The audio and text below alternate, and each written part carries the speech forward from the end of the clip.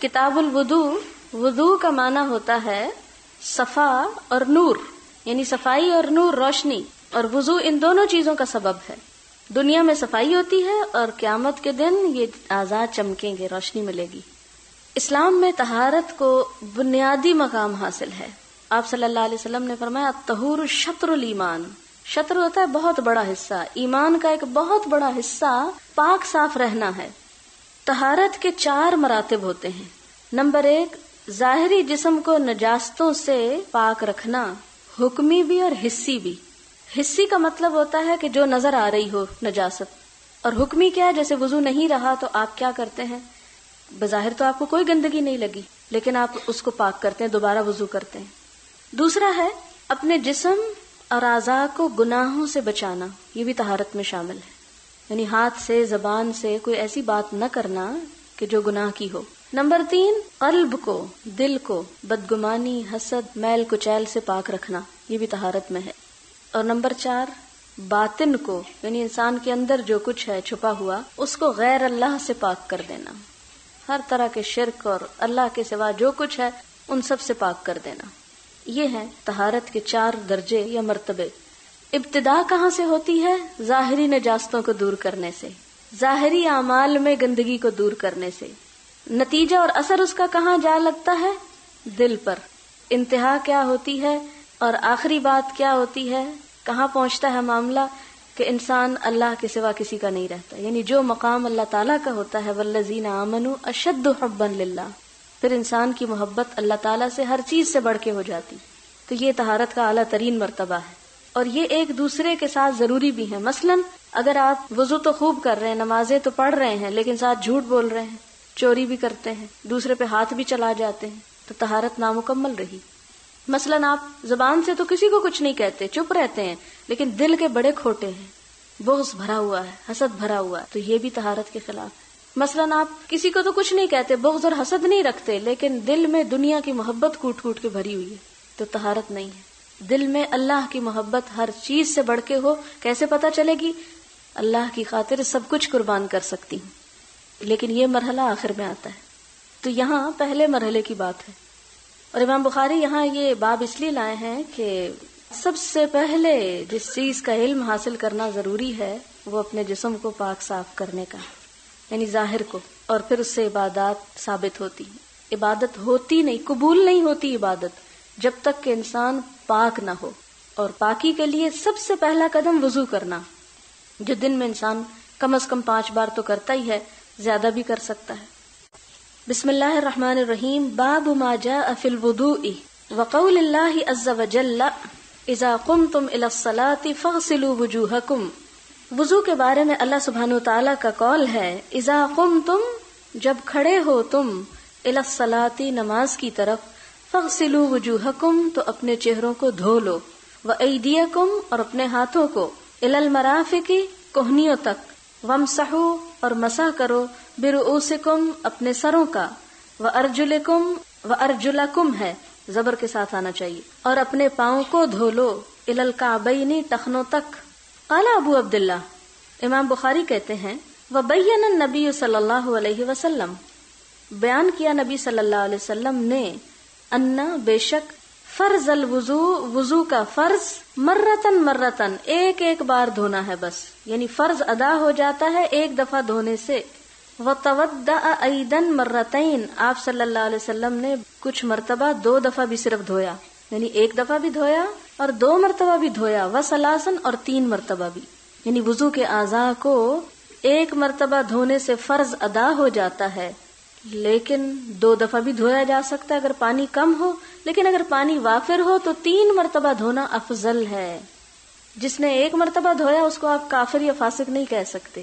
اب یہاں ان مسائل میں یہ چیز آپ کو اچھی طرح ذہن نشین ہو جانی چاہیے کہ کسی کام کے اگر کرنے کے 2 یا 3 طریقے بتائے گئے ہیں تو اس میں آپ اپنی سہولت کے مطابق جو لے رہے ہیں لے لیجئے، اور جو دوسرے کو پسند ہے اس کو کرنے دیجئے، جھگڑے نہیں۔ ولم یزد علی ثلاث، ہاں 3 سے زیادہ کا ذکر نہیں ہے، 3 سے زیادہ نہ کیا جائے، 3 کے اندر جو بھی کرتا ہے 3 بار کے اندر وہ ٹھیک کر رہا ہے۔ وکرہ اہل العلم، اور ناپسند کیا اہل علم نے، الاسراف فیہ، اس معاملے میں اسراف کرنا، حد سے بڑھنا، زیادہ پانی استعمال کرنا، بہت زیادہ مرتبہ دھونا. وَأَن يُجَاوِزُوا فعل نبی صلی اللہ علیہ وسلم، اور یہ کہ آگے بڑھا جائے، تجاوز کیا جائے آپ صلی اللہ علیہ وسلم کے فعل سے، کیونکہ آپ نے 3 دفعہ تک دھویا، 3 سے زیادہ دھونا آپ سے آگے بڑھنا ہے. سورۃ الحجرات کی آیت ہے نا، لا تقدموا بین یدی اللہ ورسولہ، اللہ اور اس کے رسول سے آگے بڑھنے کی کوشش نہ کرو. تو اس کی مثال یہ چیز ہو سکتی ہے کہ جیسے نبی صلی اللہ علیہ وسلم نے 3 مرتبہ دھویا زیادہ سے زیادہ، تو ہم کہیں چونکہ وہ تو اللہ کے رسول تھے، ہم تو گناہگار لوگ ہیں، اس لیے 5 دفعہ دھوئیں گے. نہیں، اس کی اجازت نہیں ہے. باب لا تقبل صلاۃ بغیر طہور، کوئی نماز قبول نہیں ہوتی طہارت کے بغیر. اور ہم طہارت کو شرم کے مارے جاننا ہی نہیں چاہتے کہ طہارت کیا ہے، یہ طہارت کس کس چیز سے ہوتی. اب آپ خود سوچیں کہ دین کا پہلا رکن، پہلی بات، پہلی چیز یعنی نماز، کلمہ پڑھ کے سب سے پہلا کام جو کرنا پڑتا ہے، اور کچھ بھی نہ کریں، چاہے آپ آرام سے بیٹھے ہوئے تو نماز تو پڑھنی پڑے گی، چاہے آپ بیمار بھی ہوں نماز تو پڑھنی ہوگی، چاہے آپ سفر کر رہے ہیں نماز تو پڑھنی ہے. تو وہ عبادت جو ہر حال میں کرنی لازم ہے آپ پر، اگر وہی قبول نہیں ہوتی اور اسی کا طریقہ نہیں آتا تو کیا کمایا زندگی میں. لا تقبل صلاۃ بغیر طہور، طہور یعنی طہارت کے بغیر نماز نہیں قبول ہوگی. حدثنا اسحاق بن ابراہیم الحنظلی قال اخبرنا عبد الرزاق قال اخبرنا معمر عن حمام بن منبہ انه سمع ابا ہریرہ یقول قال رسول اللہ صلی اللہ علیہ وسلم، آپ صلی اللہ علیہ وسلم نے فرمایا، لا تقبل صلاۃ، نہ قبول کی جائے گی کوئی نماز، من احدث، جس کا وضو ٹوٹ گیا، حتی یتودع، یہاں تک کہ وضو کر لے. یعنی کسی ایسے شخص کی نماز نہیں قبول ہوگی جس کا وضو نہ رہا. حدث کا کیا معنی ہے؟ وضو کا ختم ہونا. قال رجل من حضرموت، حضرموت کے ایک شخص نے پوچھا، مل حدث، یہ حدث کیا، وضو ٹوٹتا کیسے ہے؟ یا ابا ہریرہ، اے ابو ہریرہ. قال فساء او درات، یعنی ہوا کا نکلنا جسم سے، فساء بغیر آواز کے اور درات آواز کے ساتھ. یعنی اگر جسم سے ہوا نکلے ان دونوں کیفیات میں تو اس سے وضو ٹوٹ جاتا ہے، اور اگر وضو ٹوٹ جائے تو نماز ٹوٹ جاتی ہے، نماز نہیں ہوتی. باب فضل الوضوء، وضو کی فضیلت، والغر، اور سفیدی، المحجلون، سفید ہاتھ پاؤں والے، من آثار الوضوء، وضو کے نشانات سے. غر کہتے ہیں اصل میں وہ گھوڑا جس کی پیشانی سفید ہو، یعنی سفید چہرہ ہو، اور محجل کہتے ہیں وہ گھوڑا جس کے بازو اور ٹانگیں سفید ہوں، یعنی باقی جسم سیاہ ہو لیکن ہاتھ پاؤں اور چہرہ سفید ہو، اس گھوڑے کے لیے استعمال ہوتا ہے غرن محجل. تو وضو میں بھی ہم کیا کرتے ہیں؟ ہاتھ پاؤں دھوتے ہیں، چہرہ دھوتے ہیں. تو فضیلت کیا ہے ہاتھ پاؤں چہرہ دھونے کی وضو میں؟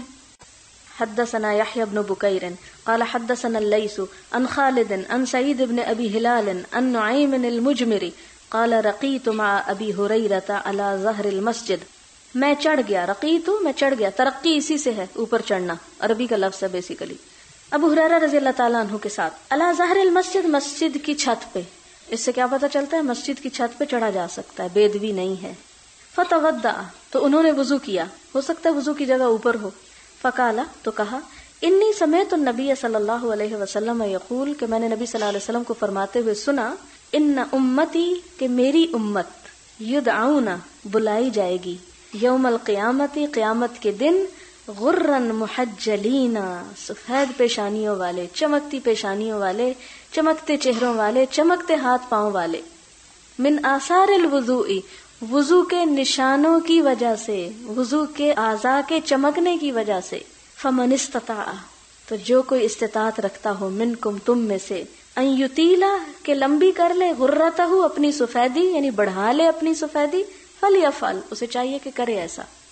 وضو کرنا ایک مشکل کام ہوتا ہے نا، کیونکہ بہت سے لوگ کہتے ہیں اگر وضو نہ ہوتا تو ہم بہت نمازیں پڑھتے، ہم سے وضو نہیں ہوتا، اور خاص طور پہ سردیوں کے موسم میں بڑا مشکل لگتا ہے. اس موقع پر یہ حدیث یاد کرنے کی ضرورت ہے کہ یہ ہاتھ پاؤں کا دھونا بار بار صرف دنیا کی صفائی نہیں، قیامت کے دن انسان کے چہرے کی چمک اور ہاتھ پاؤں کا جگمگانا ہوگا. ایک اور روایت میں آتا ہے نا کہ آپ صلی اللہ علیہ وسلم سے پوچھا کہ آپ اپنی امت کے لوگوں کو کیسے پہچانیں گے؟ بہت سے لوگ آپ کے بعد بھی آئیں گے. آپ نے فرمایا میں اپنی امت کے کسی بھی شخص کو اس کے وضو کے اعضاء کی چمک سے پہچان لوں گا کہ یہ میری امت کا شخص ہے. وہ ہزاروں کے مجمع میں صاف نظر آ رہا ہوگا، چمکتا ہوا، اور اس کے لیے کہا کہ کیا کوئی ایسے گھوڑے کو گھوڑوں میں نہیں پہچان سکتا کہ جس کا چہرہ اور جس کے ہاتھ پاؤں سفید ہوں؟ ہر کوئی پہچان لے گا، نشانی ہے نا اس کی. تو امت محمد صلی اللہ علیہ وسلم کی یہ نشانی ہوگی قیامت کے دن کہ ان کے چہرے اور ہاتھ پاؤں جگمگا رہے ہوں گے. فرمایا جس نے جتنی سفیدی اس کا وولٹیج جتنا بڑھانا بڑھا لے، یعنی جتنا وضو زندگی میں زیادہ کیا ہوگا. اس کا یہ نہیں مطلب باتھ روم سے نہ نکلے آپ، مطلب یہ کہ سستی نہ کریں. جب کرنے کی ضرورت پیش آئے تو خوشی سے کر لیں. بہت دفعہ ایسا ہوتا ہے کہ نماز کا وقت قریب ہوتا ہے تو ہمیں بعض اوقات ٹائلٹ جانے کی ضرورت ہوتی ہے تو ہم کہتے نہیں پہلے جلدی جلدی ہم نماز پڑھ لیں تاکہ وضو. تو ایسے موقع پر منع کیا گیا ہے کہ اگر پیشاب آ رہا ہے تو پہلے اس سے فارغ ہو پھر نماز پڑھو، یعنی زبردستی کی نماز نہ پڑھواؤ. لیکن چونکہ وہ سستی ہوتی ہے شیطان کی طرف سے تو اس موقع پر وولٹیج کی بات یاد کر لیں کہ ذرا سا پاور ایک گنا اور بڑھ جائے گی، اس لیے وضو کر ہی لیتی ہوں.